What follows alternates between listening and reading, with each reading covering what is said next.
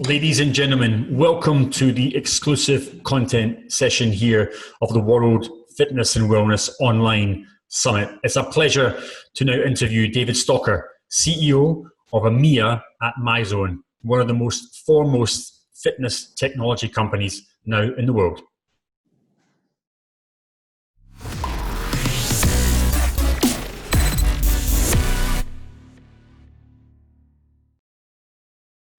David, thank you very much for joining us today. Pleasure to have you with us. It's fantastic, Ross. I'm delighted to be here. It's a great summit. Really fantastic to be part of it. How have the last, let's just say 3 or 4 months been for you? It's been a roller coaster, crazy 2020, but perhaps if you could maybe just pick your way through some of the last couple of months and share that with us. Yeah, it's been crazy for everybody. Everyone you speak to will say maddest time of their lives. Obviously, from a Myzone point of view, business as usual, and looking at what we were doing in the technology market, but really putting my president of Ukactive hat on. It's been madness. It's been hugely exciting seeing the industry pull together, but at the same time, we've had I don't know how many years of the European Union and the EU waiting for this moment, and here comes the first crisis, and guess what? They all go home, and it becomes a national problem. From the point of our industry, pretty good in terms of therefore countries all pull together, and for me that's what it's been about, using my previous Ukactive experience to say, yeah, together as an industry with our enthusiasm and knowledge, we can pull together a lot of information and help, right from single site operators to multi-site operators to global operators going forward. So we've all done a lot of interviews. We've been on a lot of webinars, and there's been a lot of information. I've been very proud of what Ukactive has managed to do, but it has been a flat out, let's gather information and share it. I know Europe is a massive focus for yourself, David. You've been based there for almost 2 decades now, working across a number of trade bodies, and we'll touch on those trade bodies later on in the interview. Maybe let's have a look at the European industry. It's such a huge, broad, deep market, perhaps even bigger than the US market itself. Having a look at perhaps maybe its own health at the moment in time, how do you think it's faring, and how do you think it will fare in the next couple of quarters, as obviously restrictions are now easing up, reopenings are happening, but what do you see in terms of trends and challenges for the European fitness sector? I think that the European sector has enormous challenges. A lot of them will be reflected globally, but let's just focus on Europe. Firstly, as a sector, there's been different experiences of this pandemic from country to country, and the statistics would reflect that. Although we will see whose statistics are right, because are the UK reporting correctly, are Spain reporting correctly, or Germany, or the Swedish plan of we'll just carry on as normal? Which one will it be? But from a fitness industry point of view, I think that the challenges still remain in, okay, it's the summer. It's the summer, so across Europe, people are doing things more outside anyway, and the industry is reopening. The feedback you tend to get is that new sales are good, but that could be a backlog of people who have got into health and fitness. But people coming back is slow.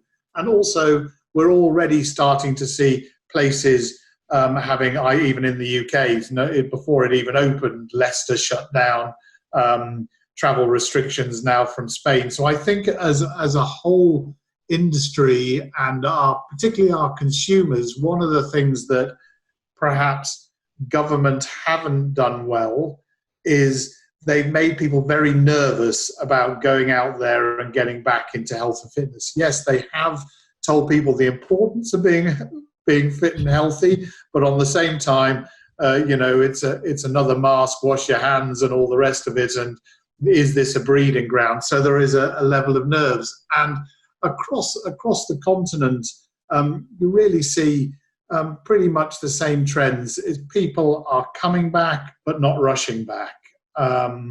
that people, there seems to already be a feeling that there are going to be close downs. They may be national close downs. I think they're more likely to be more local than that. So the consumers are nervous of that, and more to the point of view, I guess the operators are nervous for that, because reopening and then closing and reopening and closing, unfurloughing of staff, and all the rest of it has enormous costs and creates enormous disruption. And of course, we know that we want to go back into this and be the professionals who deliver fit and healthy people, increasing on the immunity and all the rest of it. But at the same time, we suddenly have restriction of numbers who can go into that facility. So do you try and get those numbers as high as possible by lowering the amount of fitness professionals who are offering the service? And are your fitness professionals now glorified cleaners because we're so busy spraying things and trying to keep them clean? Net result is you're not delivering healthier people. And the professionals in this industry are really, really struggling with that. You know, we know that that the health and fitness professionals are going back, and never was there a set of people less suited to be out of work or furloughed as sitting at home. And now they're going back, and they're going back into a completely different environment.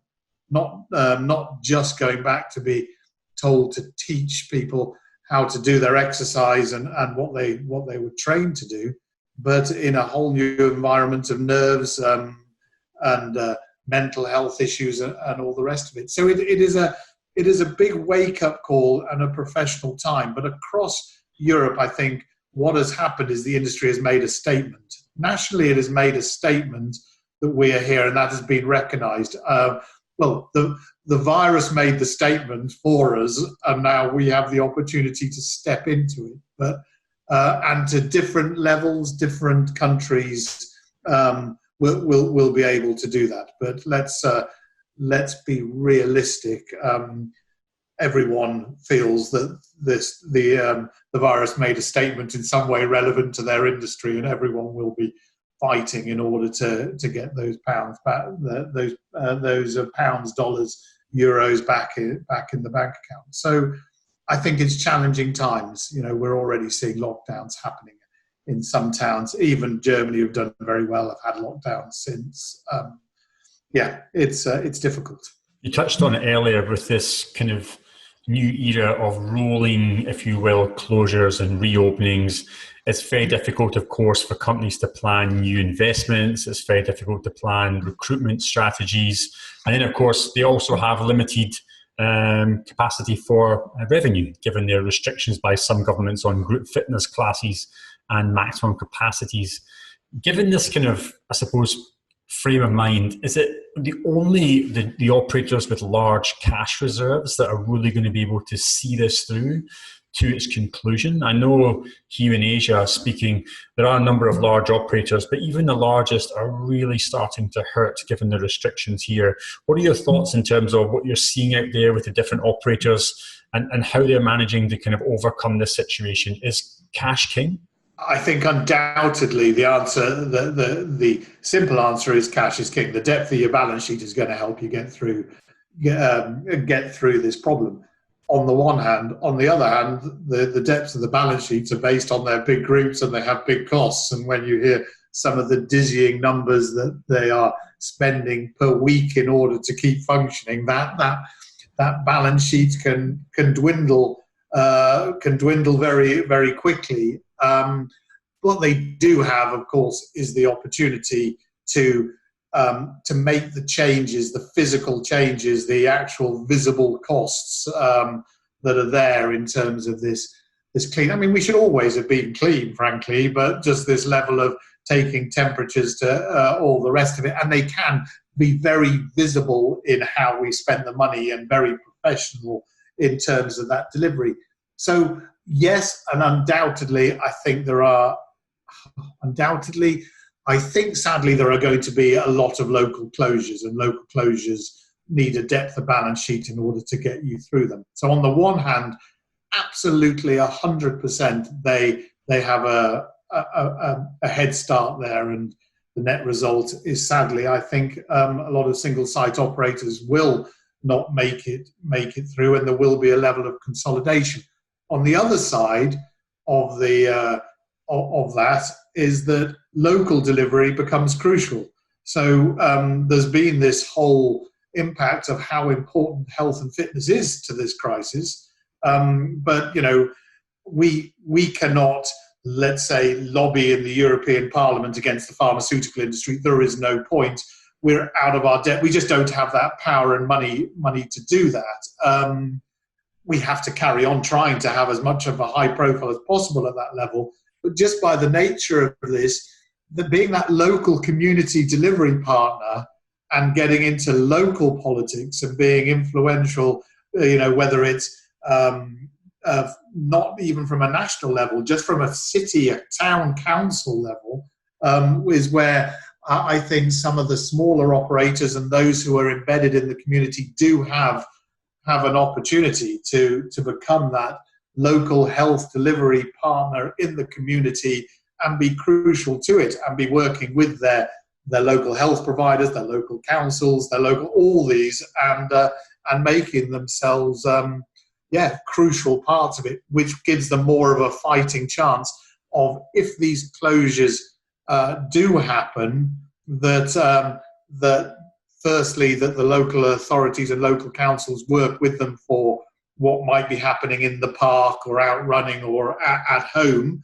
but also lets them come back much quicker when they come back. So that we've seen in a lot of places we haven't been at the front of the list when it has come to reopening, and I do think locally, because I think governments are going to make this much more of a local council delivery thing in terms of how you run your area. And so some hope, but to go right back to your question, there is a massive head start for those with deep balance sheets and with a global presence, undoubtedly. Let's maybe change tack and look at government and lobbying, David. You were Chief Executive Officer of Ukactive. You're now President of Europe Active. You've saw and been privy to a number of different lobbying initiatives and government initiatives across multiple countries in Europe, and especially in the last few months. Where have we fallen short? Because it seems on some levels we have, but of course, in the education basis, I don't think I've ever seen it stronger. But what are your thoughts in terms of where we've fallen short and perhaps where we've actually banded together to make a difference? Yeah, you see quite a lot of social media on we've been let down by our trade associations, or why didn't they have a bigger bang for their buck? What we have to remember is trade associations are trying to impact government, and government is politics, and politics is votes. So ultimately, as much as, of course, if you take the UK as an example, I'm sure that our current Prime Minister, who suffered from the disease and is losing weight and is into exercise and all the rest of it, is all for it, but he has to keep the population on his side. So are people going to say, open gyms, or can I have a pint? Well, he's going to get a bigger support for I can go back to the pub than I can go back to a gym, and that is the power of politics. That is just the political world we live in. I mean, and Ukactive took a lot of hammering for the length of time it took them to open things in the UK. Honestly, they did a marvelous job working with some of the biggest groups to get through there. The challenges where we have failed is that just by nature, we tend to fall under sport across governments. And, whether it's reporting into the Department of Culture and Media Services, Sport England, Sport Italy, in Singapore, you'll have the Singapore equivalent to Sport England, Sport Singapore, or whatever it happens to be. The problem is that we are the biggest sport, but in terms of sport, it's not a huge player in dealing with a pandemic issue. Health is. So we want to get our message over suddenly from the sport to health, which is a completely different department, and then you're coming across fighting against, or not fighting against, but Yeah, the pharmaceutical giants, and they're hugely powerful. And we can't give the evidence that these guys can. We all know that health and fitness is good for lifestyle diseases. Every doctor knows these things. We know that it's relevant to this pandemic, and there is some evidence, but not a huge amount. This industry's never been very good at peer-reviewed evidence of what we do makes a difference. There has been some great evidence over time. Les Mills has done quite a lot, and others. But what has happened is this has come along, and we have not, as an industry, been able to say, here you go, here's the manual why this industry needs to be up front and center now, because there is the peer-reviewed Harvard Medical Journal or whatever it happens to be that says that, and we can bat against or with the Department of Health, because that is the key area. We've all sat and listened to briefings by prime ministers, world leaders, or whoever it happens to be, and left and right of them has either been a minister for health or a doctor. You know, you haven't had the head of culture, media, and sports standing there, and so that's where we have missed out, and we've missed out because we've never really done it in our industry. We've never gathered global proper peer-reviewed journals of what the difference actually being a member of Health Club, not just training, but actually in our environment, how it actually does deliver that. It's, you know, we know that doing this much running or this much walking will result in this, but it needs to take the member journey and say that had the same result. And that is about the big groups, the small groups getting together, the big associations from Ukactive to EMEA, to country associations in the area where this whole program's coming from. There's a lot of work needed there in terms of getting associations just together, and those associations working with those big groups, and the big groups in Asia and America and Europe and across that, and saying, okay, we are going to properly fund and we are really going to properly put together evidence that is going to be peer-reviewed evidence that will say what it will say. We know what it will say, but what will come out will say that this does make a difference, and then you're able to bang it in front of people who only ever respond on evidence, because that is how they are trained to respond. I know in Asia, coming back to your point, we really suffer from a lack of regional and local bodies that are really lobbying governments on our efforts. I think we've had to rely on people lobbying at a provincial level, some to some really good effect, and that's been really encouraging. Do you think it's possible for these industry associations to collaborate as part of a coalition? You work for many of them. I know that there has been some level of collaboration, perhaps on maybe one or two topics, but if we are really trying to break the mold here, David, and try and create a coalition of the willing, if you will, for everyone trying to move us forward as part of the healthcare solution, is that really possible? Yeah, I think it absolutely is possible if, firstly, the operators come together and say it must happen.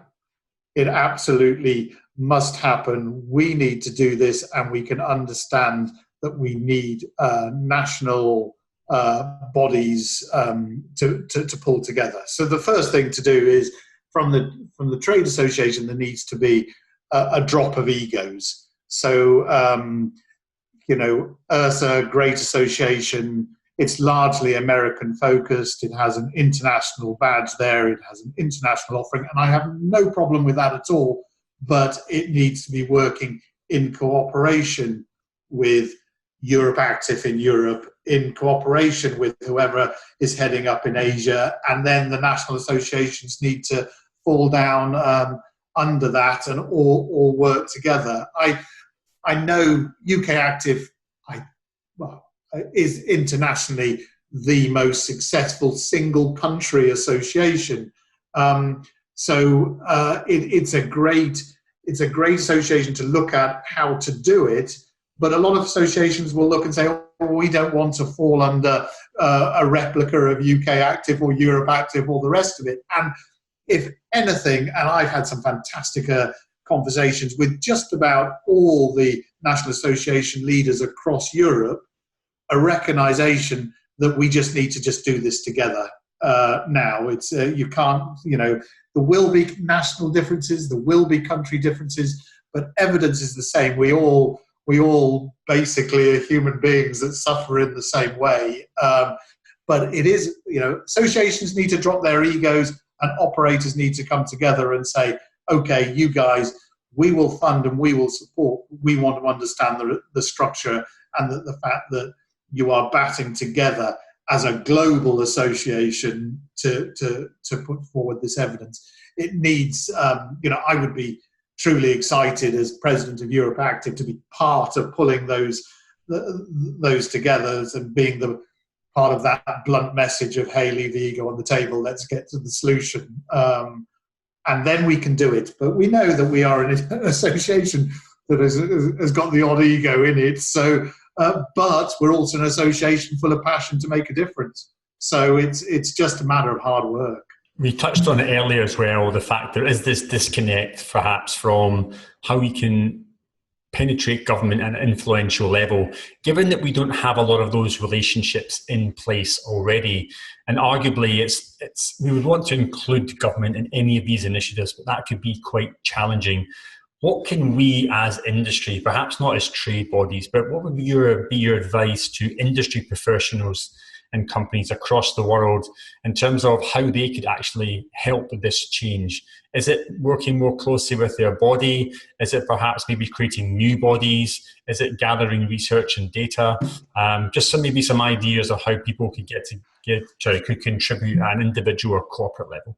I think that all health club operators should be working with their national trade bodies and demanding results from their national trade bodies. It's not just a funding mechanism so some people who are interested in public policy and affairs can put together some papers. They need to therefore be demanding some KPIs that are producing some results. So I do think that organisations coming together and where they don't have national associations, putting together national associations, being realistic, grow it small. It's not, we're all going to be tightly strapped for cash. You want to be using your money sensibly, but it is a good use of money. I think that the next most important thing is to, if you're a multi-site operator with a big employee, you're relevant to the community across the country, that the CEOs of these organisations should be demanding time from relevant ministers. Top businessmen in other sectors demand time from relevant ministers. We should be doing that. Now, really, we should be doing that through trade associations, and you certainly, let's say, could do that in some countries in Europe. Trickier, let's say, in the States because it becomes by state, but you do have the opportunity as a result to have an impact at your sort of state legislation level. And I do think that the leaders in our industry who tend to be outgoing, passionate people about health and fitness and the rest of it, do have the opportunity to get in and speak to these people. And these people will listen because, of course, millions of people are using health clubs and millions of people who are using health clubs are voters. And any which way you take it, any which way you skin this, from local level right down to your town council, to your national government, believe me, those people are in there for influencing voters, because that's sadly the way the world operates. So that's the two things I would say: get involved with or set up your national association, and demand KPIs, whether that's KPIs of documented evidence, making an impact, small programs, training, whatever it happens to be, and then using your own personalities as leaders to either work with them or yourself to go directly into local government, regional government, national government, and say, hold on, we're here, I want to speak, and I have a voice, and I influence a lot of people. and really, and that will pick up momentum. Thanks, David. And if anyone has any questions about setting up an agency, a trade body, I know that David and the Europe Active team, I'm sure they would love to talk with you and share best practice and share ideas. As we are trying to form this collaboration, this coalition, we have to lean on those people that have already built structures, and we have to make sure that we are working alongside them to build our own structures. David, I'm very excited for this to happen, and ladies and gentlemen, please take this as an open invitation that if you do want to work on a global basis, that Europe Active, and I'm sure, David, the people at UK Active will be the same, to open their doors for this collaboration. David Stalker, thank you very much for your time. Absolute pleasure. Thank you, Ross.